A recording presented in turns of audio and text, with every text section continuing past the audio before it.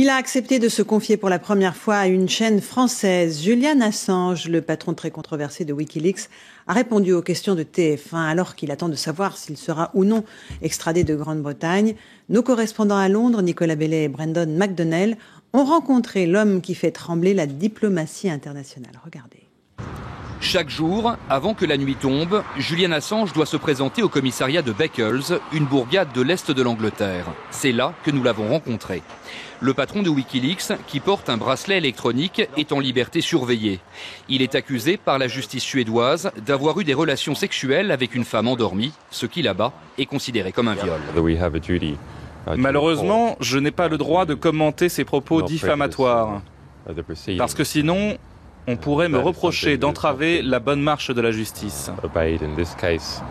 En revanche, le procureur ne se gêne pas pour divulguer certaines informations. Julian Assange vient de s'interrompre pour porter secours à un vieux monsieur. Ni lui, ni son épouse ne reconnaissent celui que les États-Unis considèrent comme un ennemi public, presque au même titre qu'Oussama Ben Laden. Mes collaborateurs et les bénévoles américains de Wikileaks sont eux aussi la cible de cette chasse aux sorcières.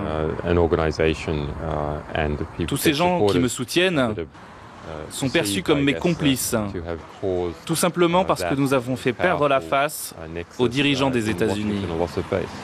Des télégrammes diplomatiques que Julian Assange continue de publier depuis un manoir où il est assigné à résidence. Caché derrière ces bois, la propriété appartient à l'un de ses amis. La liaison Internet y est mauvaise, mais l'as des nouvelles technologies doit s'en contenter, de même qu'une visite au pub du village pour seul loisir.